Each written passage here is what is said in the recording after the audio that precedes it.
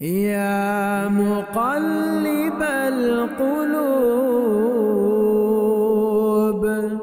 ثبت قلبي على دينك۔ السلام علیکم ورحمۃ اللہ۔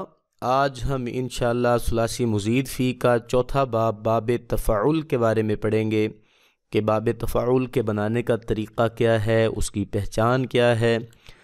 اس سے پہلے ہم اس کا تھوڑا سا تعارف دیکھ لیتے ہیں کہ ثلاثی مزید فی جو ہوتا ہے یہ تین حرفی سے زائد فعل ماضی والے فعل کو کہتے ہیں، مثلا اکرم وغیرہ۔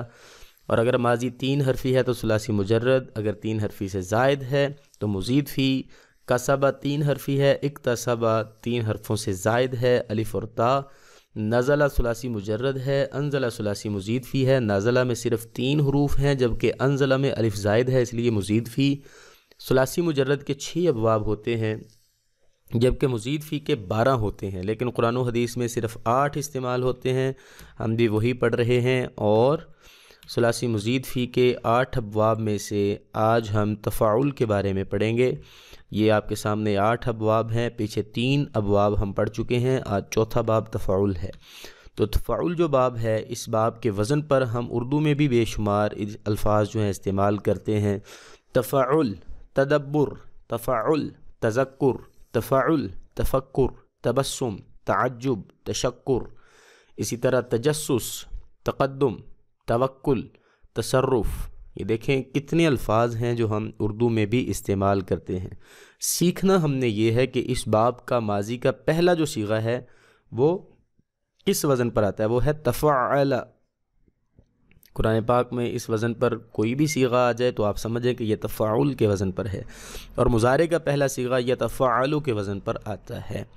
اس کی خصوصیات کیا ہیں؟ اس کی خصوصیت تکلف ہے۔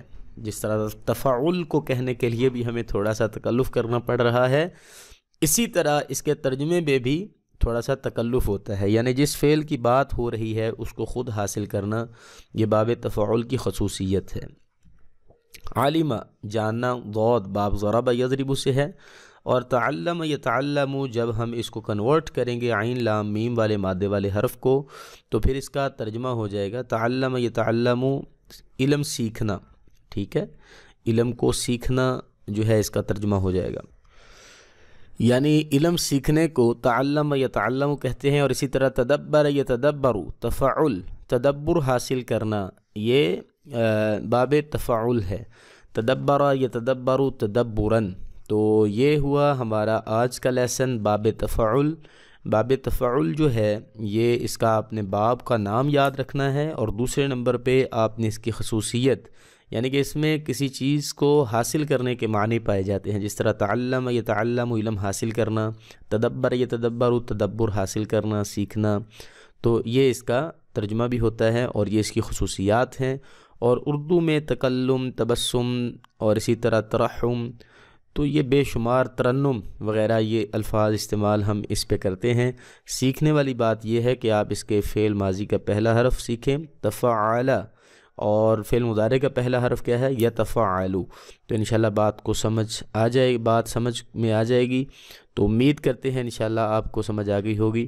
تو نیکسٹ ویڈیو جو ہے اس میں ہم قرآنی مثالیں باب تفاعل کی پیش کریں گے، ہمارے ساتھ رہیے گا۔ السلام علیکم ورحمۃ اللہ۔